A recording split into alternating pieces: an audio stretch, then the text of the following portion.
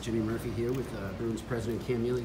Cam, I asked you this last year about the progression of the team since Donnie's taken over, and also just the way you guys seem to have more, I wouldn't say tempered expectations, but obviously not over-optimism, so to speak. Well, I think just the depth of our organization is stronger.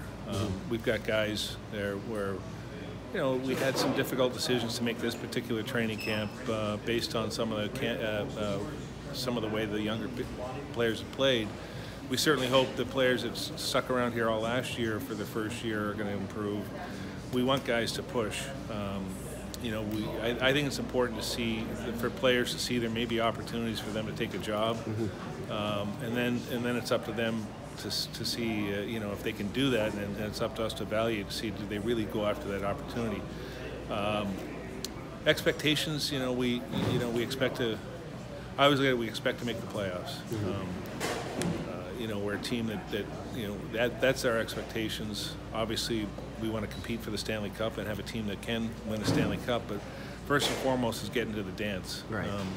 And as I said earlier, I want us to see us improve as the season goes along. The experience that some of these guys got last year playoff, I think, is only going to help us moving forward. Rarely did a player, you know, first time in the playoffs get to the finals. So, you know, you learn along the way of what it takes. You got your preseason, and then it gets ramped up to regular season, and then as the regular season goes along, it gets ramped up as you're heading towards the playoffs, and then as you know, the playoffs are a whole nother animal. So for some of our young guys to experience that last year, I think it's going to benefit them and the team this year. You bring up those players from last year too.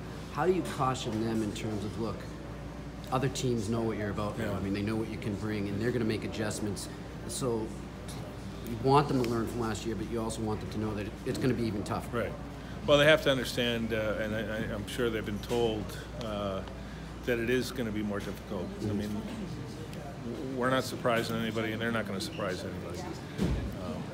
But I think with the character of these guys that we have, I think they understand that, you know, you can't just strap on the skates and expect to get a job and go play. I mean, it doesn't work that way anymore. I mean, you got to earn your ice time every night, and you know, these guys, I think they're going to want to improve, so they know it's going to be difficult, but they want to improve on their own games individually.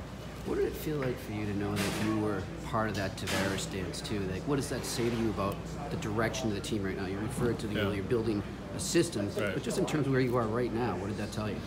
Well, it says a lot where other players that you don't really have any contact with see what your team and organization is doing, and you know, to be in a conversation like that, to have an opportunity to get a player like him is you know, a great thing for us.